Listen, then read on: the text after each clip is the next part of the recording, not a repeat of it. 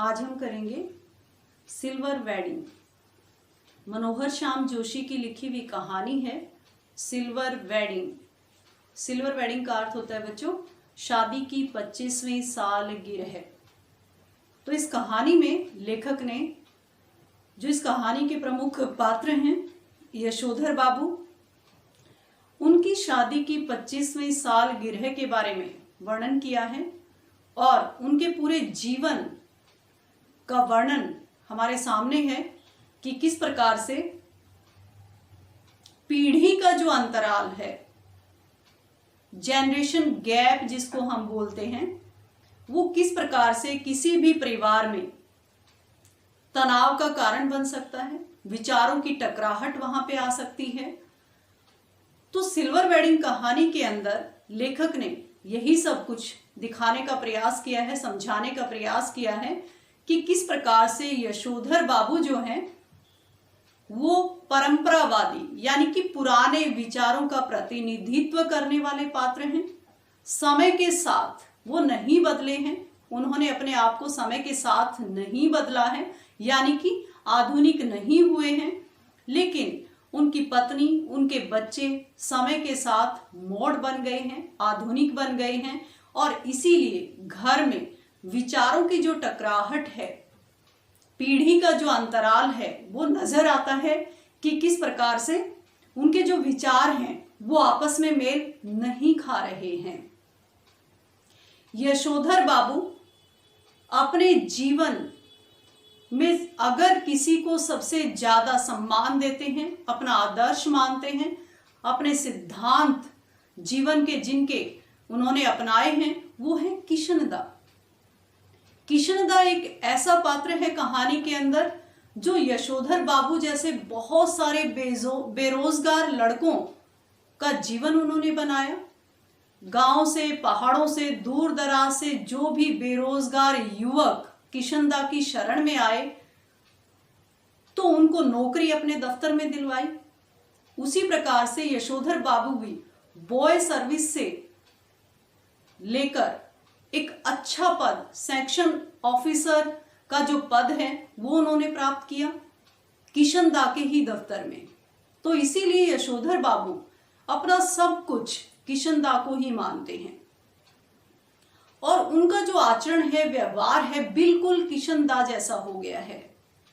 जैसा जीवन किशनदा ने जिया है वैसा ही जीवन यशोधर पंत यानी कि यशोधर बाबू जीते हैं, जो उनकी पत्नी और बच्चों को पसंद नहीं है, क्योंकि किशनदा आजीवन कुंवारे थे, उनकी गृहस्थी नहीं थी, बाल बच्चे नहीं थे और पत्नी और बच्चे यही ताने यशोधर बाबू को देते हैं कि आप उनके जीवन से कुछ नहीं सीख सकते। तो ये जो सारी चीजें हैं लेखक ने हमें बताई हैं कि किस प्रकार से यशोधर बाबू पुराने जो विचार हैं उनसे नहीं निकल पाए हैं। उनका पहनावा, उनका रहन सहन, वो सब कुछ परंपरावादी है और बच्चे जो हैं, पत्नी जो है, वो समय के साथ ढल गई हैं, मोड़ हो गई हैं और आधुनिक कपड़े वो पहनती हैं। उनका जो रहन सहन है वो आधुनिक हो गया है और बच्चे बहुत अच्छे से पढ़ लिख गए हैं।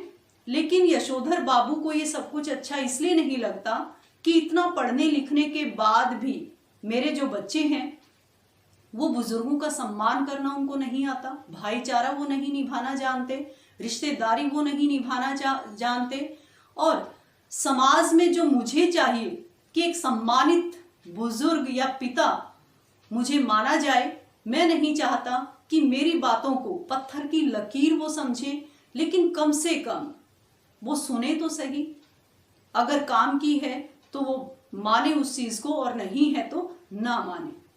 तो कहानी की जो शुरुआत है बच्चों वो कैसे होती है कि यशोधर बाबू का जो नियम है कि 5 बजे वो अपने दफ्तर से निकलते हैं और किशनदा के ही दफ्तर में उनको नौकरी मिली हुई है, वहीं पे वो कई सालों से काम कर रहे हैं।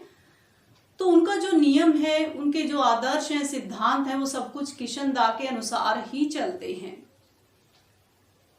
तो यशोधर बाबू 5 बजे दफ्तर से निकलते हैं और अपने अधीनस्थ यानी कि अंडर काम करने वाले जितने भी कर्मचारी हैं वैसे तो उनका जो व्यवहार है थोड़ा रूखा ही उनके साथ रहता है, लेकिन जाते जाते थोड़ा बहुत हंसी मजाक वो कर लेते हैं। तो आज जब यशोधर बाबू की सिल्वर वेडिंग है, यशोधर बाबू को नहीं पता है, घर वालों ने भी उनको नहीं बताया है, जबकि उन्होंने एक पार्टी का आयोजन किया है जो आपको धीरे धीरे अब पता चलेगा। तो यशोधर बाबू जैसे ही 5 बजे दफ्तर से निकलते हैं तो चड्ढा नाम का एक लिपिक है, वो हंसी मजाक थोड़ा बहुत हो जाता है, तो पता चलता है कि आज यशोधर बाबू की सिल्वर वेडिंग है। लेकिन यशोधर बाबू इन सारी चीजों को गोरे साहबों के चोंचले मानते हैं, आधुनिक लोगों के चोंचले मानते हैं। हमारी संस्कृति में ये सब कुछ नहीं है, ऐसा वो मानते हैं। और वहां से भी वो उनके लिए थोड़े बहुत पैसों का इंतजाम करके दे के उनको और निकल आते हैं। यानी कि जो भी कर्मचारी थे उनको पार्टी के लिए पैसे देके और खुद उस पार्टी में शामिल ना होकर घर के लिए निकल पड़ते हैं। लेकिन घर जब वो जाते हैं 5 बजे दफ्तर से निकलने के बाद भी हर रोज 8 बजे से पहले वो घर नहीं पहुंचते। बीच रास्ते में घर का जो भी राशन, जो भी सामान, जो भी काम निपटाना होता है वो यशोधर बाबू निपटा लेते हैं। और जहां जहां उनके क्वार्टर वगैरह बने हुए हैं उस इलाके से, उस रास्ते से होते हुए किशनदा की यादों में खोए हुए ही वो घर जाते हैं। जहां पे किशनदा का फ्लैट था, क्वार्टर था, उसके सामने से भी जब वो निकलते हैं कि किस प्रकार से हम रहते थे, क्या बात करते थे, कैसा जीवन किशनदा का था, तो ये सारी चीजें वो सोचते हुए ही घर जाते हैं। बीच रास्ते में बिड़ला मंदिर आता है, उसमें प्रवचन सुनने के लिए वो रुक जाते हैं क्योंकि किशनदा ऐसा करते थे, जबकि वो खुद ऐसे धार्मिक या कर्मकांडी स्वभाव के नहीं हैं। तो ये सब कुछ करते करते उनको 8 बज जाते हैं। ये सारी चीजें कि किस प्रकार से किशनदा से जब वो मिले तो बेरोजगार एक 10वीं पास, मैट्रिक पास लड़का था यशोधर बाबू, और किस प्रकार से किशनदा ने उनकी जिंदगी बनाई, उनको इस लायक बनाया कि इस पद तक वो पहुंचे। तो उनका एहसान मंद वो रहते हैं, लेकिन किशनदा के जीवन के बारे में सोचकर बहुत दुखी भी होते हैं कि किशनदा जिन्होंने बहुत सारे लोगों को रोजगार दिया, बहुत सारे लोगों की जिंदगी बनाई, उनका खुद का रिटायरमेंट के बाद जो बुढ़ापा है वो सुख से नहीं बीता। तो ये जो बातें हैं यशोधर बाबू को कचोटती हैं। और जब यशोधर बाबू को उनकी मृत्यु की खबर किसी उनके जाति बिरादरी के भाई से पता चलती है तो वो कहते हैं कि जो हुआ होगा, यानी कि पता नहीं किशनदा को क्या हुआ होगा, उनके बाल बच्चे नहीं थे, शादी उनकी नहीं हुई थी, और इसीलिए रिटायरमेंट के बाद वो अपने पुश्तैनी गांव चले जाते हैं और वहीं पे रहते हैं। इस बात का दुख भी यशोधर बाबू को है कि जिन लोगों की उन्होंने इतनी सहायता की, मदद की, हम खुद भी यानी कि यशोधर बाबू भी उनको अपने पास रहने के लिए नहीं कह सके। उनके पास जो क्वार्टर था संयुक्त परिवार यशोधर बाबू का था, और वो भी किशनदा को बुढ़ापे में या रिटायरमेंट के बाद सहारा नहीं दे पाए। तो इस बात का जो दुख है हमेशा यशोधर बाबू को रहता है। तो जो हुआ होगा से किस प्रकार से व्यक्ति की मौत हो जाती है, ये सारी बातें यशोधर बाबू सोचते रहते हैं। तो उनका जो प्रभाव है, यानी कि किशनदा को ही आदर्श उन्होंने माना, उन्हीं विचारों में, उन्हीं बातों में उलझे रहना, घर परिवार में उनके विचारों की जो टकराहट है, तनाव है, वो बढ़ता जाता है। किस प्रकार से 8 बजे यानी कि देर से वो घर लौटते हैं, और घर जब लौटते हैं तो बच्चों के साथ उनकी नहीं बनती। पत्नी को भी वो तरह तरह के ताने देते हैं, या पत्नी उनको ताने देती हैं कि क्यों नहीं आप समय के साथ ढल गए हैं। बेटी और पत्नी बिल्कुल आधुनिक हो गई हैं। बड़ा बेटा जो भूषण है किसी वैज्ञानिक कंपनी में नौकरी पर वो लग गया है, और उसका जो वेतन है 1500 रुपए। जब ये वेतन यशोधर बाबू सुनते हैं तो सम हाव इम्प्रोपर एक वाक्यांश है, वाक्य है, जो हर आधुनिक चीज के ऊपर यशोधर बाबू प्रक्रिया उसके ऊपर करते हैं कि सम हाउ इम्प्रोपर, यानी कि ये अनुचित है, ये सही नहीं है, इतना वेतन तो हम रिटायरमेंट के पास पहुंच गए हैं, हमारा भी नहीं है, तो कुछ गड़बड़ होगी इस विज्ञापन कंपनी में। यानी कि कोई भी आधुनिक या मोड़ वस्तु या चीज या कोई भी ऐसी बात जब यशोधर बाबू के सामने आती है तो समहाउ इम्प्रॉपर जो वाक्यांश है वो उनके मुख से निकलता है, मुंह से निकलता है, जो उनको अनुचित लगता है, जैसे कि अपनी पत्नी और बच्चों का मोड होना, आधुनिक होना, कि ये सही नहीं है, ये हमारी भारतीय संस्कृति नहीं है, ये पाश्चात्य संस्कृति का प्रभाव है। तो इसीलिए लेखक ने कहानी की जो मूल संवेदना हम कहेंगे, यानी कि उसका उद्देश्य क्या है, प्रतिपाद्य क्या है, तो हाशिए पर धकेले जाते मानवीय मूल्य हो सकता है कि किस प्रकार से यशोधर बाबू के जो बच्चे हैं वो बड़ों का सम्मान नहीं करते, रिश्तेदारी वो निभाना नहीं जानते, केवल अपने बारे में वो सोचते हैं। तो मानवीय जो मूल्य है वो हाशिए पर धकेले जा रहे हैं। पीढ़ी का अंतराल, कि किस प्रकार से जनरेशन जो गैप होता है वो तनाव जिंदगी में पैदा करता है। तो पीढ़ी का अंतराल जो है, इसकी मूल संवेदना लेखक ने सही बताई है कि यशोधर बाबू और उनके बच्चों में जो पीढ़ी का अंतराल है वही क्या है, इन सारी चीजों की जड़ है कि उनके जो विचार हैं आपस में मेल नहीं खाते। यशोधर बाबू पुरानी परंपराओं से बाहर नहीं निकल पाते और बच्चे जो हैं वो समय के साथ आधुनिक बने हैं, यही जनरेशन गैप है, वो उनके हिसाब से सही है।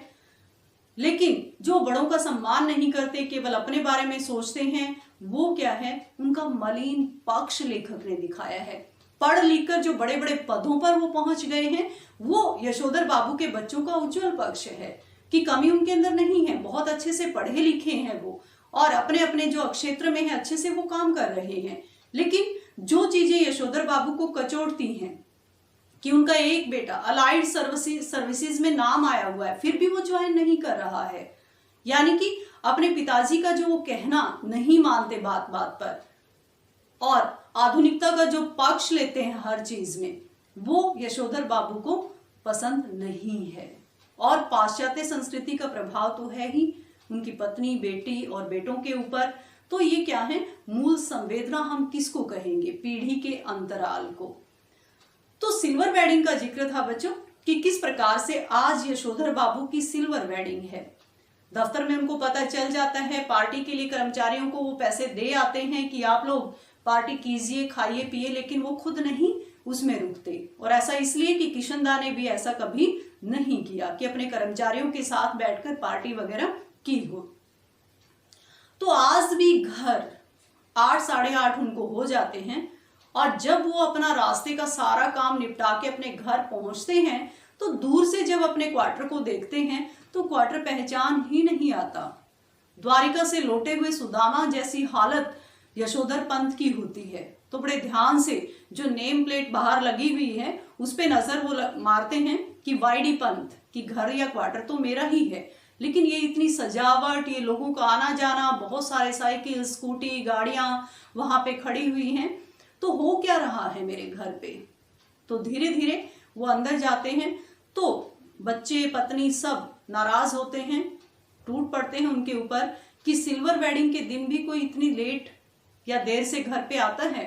तो यशोधर बाबू कहते हैं कि हमारे यहाँ कब से सिल्वर वेडिंग होने लगी, यानी कि ये सारी चीजें, ये सारे चोंचले यशोधर बाबू को क्या लगते हैं, समहाउ इम्प्रॉपर लगते हैं। वो नहीं चाहते इस प्रकार की संस्कृति को, इस प्रकार के संस्कारों को वो पसंद नहीं करते।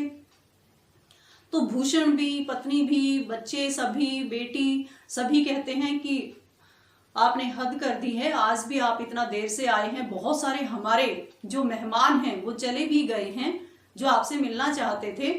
लेकिन फिर भी जैसे ही अंदर जाते हैं यशोधर बाबू तो केक वगैरह कटवाया जाता है और जो भी पार्टी का आयोजन किया है उसमें शामिल करने की कोशिश यशोधर बाबू को की जाती है। वो बहुत सारी चीजों को नहीं मानते, यशोधर बाबू केक नहीं खाते और जो भी पार्टी का आयोजन बच्चों ने किया है वो भी उनको वैसे तो पसंद नहीं आता। लेकिन जब वो अपने बीते समय में जाते हैं तो सोचते हैं कि जिस यशोधर के जन्मदिन पर कभी किसी ने कुछ नहीं किया या कभी भी उनके लिए इतनी बड़ी पार्टी का आयोजन किसी ने नहीं किया, तो अंदर ही अंदर थोड़ा बहुत अच्छा भी उनको लगता है। तो पार्टी में तो वो शामिल नहीं होते, बहुत सारे जो मेहमान हैं वो चले गए हैं, घर के जो सदस्य हैं वो बचे हुए हैं।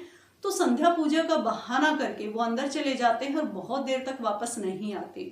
वहां पूजा करते हुए भी लेखक कहते हैं कि किशनदा की जो छवि है कि किस प्रकार से ड्रेसिंग गाउन पहनकर वो उनके क्वार्टर में आते थे, किस प्रकार से उनका मार्गदर्शन करते थे, हर दुख में सुख में किशनदा उनके साथ खड़े होते थे, पूजा करते करते भी वो उनके सामने होते हैं, यानी कि उन्हीं के बारे में वो सोचते रहते हैं। तो बहुत देर जब हो जाती है, ख्यालों से बाहर वो नहीं आते, विचारों से बाहर जब वो नहीं आते, तो पत्नी आती है, वहाँ पे बच्चे आते हैं कि अब तो हद हो गई है, सारे मेहमान जाने वाले हैं, तब वो बाहर आते हैं। फिर वो गमछा पहन के आ जाते हैं बैठक में, कमरे में। ये सारी चीजें बच्चों को पसंद नहीं है कि आप तो बाबा आदम के जमाने के हो गए हो, और इस प्रकार से हमारे मान सम्मान को भी ठेस पहुंचती है, क्योंकि बच्चे बहुत आधुनिक हो गए हैं। वो अपने पिताजी की इस प्रकार का जो पहनावा है उसको पसंद नहीं करते हैं। लेकिन जो प्रेजेंट वगैरह खोलने का समय आता है कि कौन क्या उपहार लेकर आया है, तो भूषण एक प्रेजेंट यशोधर बाबू के लेकर आता है। भूषण यानी कि यशोधर बाबू का बड़ा जो बेटा है, या बच्चे आप कह सकते हो, कि जो प्रेजेंट लेके आए हैं उसको खोलने की जिद की जाती है। तो बड़ी मुश्किल से यशोधर बाबू मानते हैं, पहले तो वो मानते ही नहीं, और तब जब वो प्रेजेंट खोला जाता है तो उसमें से ऊनी ड्रेसिंग गाउन ही निकलता है। तो देख के तो यशोधर बाबू खुश हो जाते हैं कि बच्चों ने मेरे बारे में इतना सब कुछ सोचा, और बच्चे कहते हैं कि इसको पहनकर आप सुबह दूध लेने जाया करो, फटा हुआ जो पुलोवर आप पहनते हैं, फटे हुए कपड़े जो आप पहन के जाते हो, वो पहन के मत जाया करो। तो यशोधर बाबू की जो आंखें हैं नम हो जाती हैं बच्चों की ऐसी बात सुन के। तो लेखक कहते हैं कि समझ में नहीं आ रहा कि यशोधर बाबू प्रेजेंट से खुश हुए या बच्चों ने जो ताना कसा उसे वो दुखी हुए, लेकिन उनकी आंखें जरूर नम थी। तो बच्चों, सिल्वर वेडिंग जो कहानी है मनोहर श्याम जोशी की, इसमें लेखक ने यही बताया है कि किस प्रकार से पीढ़ी का जो अंतराल होता है, जनरेशन जो गैप होता है, किस प्रकार से जीवन में तनाव उसे आ जाता है, किस प्रकार से यशोधर बाबू और उनके घर परिवार में बच्चों के साथ उनके विचार मेल नहीं खाते, बात बात पे उनकी जो बातें हैं वो बढ़ जाती हैं कि बच्चे आधुनिक हो गए हैं, उनका जो मान सम्मान है घर में कोई नहीं करता, उपेक्षा हर चीज में की जाती है, और इसीलिए वो घर पे देर से आते हैं और अपना जो जीवन है किशनदा के आदर्शों पे, सिद्धांतों पे जो उन्होंने चलाया हुआ है, तो वो ख्यालों में डूब जाते हैं कि किस प्रकार से वो किशनदा के साथ अपना जीवन जीते थे। और किशनदा के बारे में भी जो कुछ भी बातें हैं, घर परिवार वाले कैसे उनको ताने देते हैं कि उनका अपना कोई नहीं था, गृहस्थी उनकी नहीं थी, उन्होंने अपने जीवन में क्या देखा, तो ये जो सारी चीजें हैं टकराहट चलती रहती है। और ये पीढ़ी का अंतराल लेखक ने अपनी कहानी के माध्यम से इसका वर्णन किया है कि जनरेशन जो गैप है वो इस कहानी की मूल संवेदना है, इसका उद्देश्य है, इसका प्रतिपाद्य है। और हर मॉड या आधुनिक चीज किस प्रकार से यशोधर बाबू को समहाउ इम्प्रॉपर लगती है, इस प्रकार के वाक्यांश का वो हर जगह प्रयोग करते हैं। तकिया कलाम की तरह शब्द आप पढ़ोगे उसकी तरह प्रयोग करते हैं, और जो हुआ होगा वाक्यांश आप पढ़ोगे इस कहानी के अंदर कि किशनदा की मृत्यु का कारण क्या रहा होगा। तो लेखक ने बताया कि आजीवन कुंवारे होने के कारण उसका घर परिवार नहीं था, बाल बच्चे नहीं थे, और इसीलिए बुढ़ापे में उनकी सहायता करने वाला, उनकी सेवा करने वाला कोई भी नहीं था। इसलिए जो हुआ वाक्य से, यानी कि पता नहीं किस कारण से उनकी मृत्यु हो जाती है। तो बच्चों, सिल्वर वेडिंग यानी कि शादी की 25वीं सालगिरह, और जो इस कहानी के प्रमुख पात्र हैं यशोधर बाबू, वो परंपरावादी पात्र का प्रतिनिधित्व करते हैं, और उन्हीं की शादी की 25वीं वर्षगांठ का वर्णन लेखक ने इसमें किया है। थैंक यू बच्चों।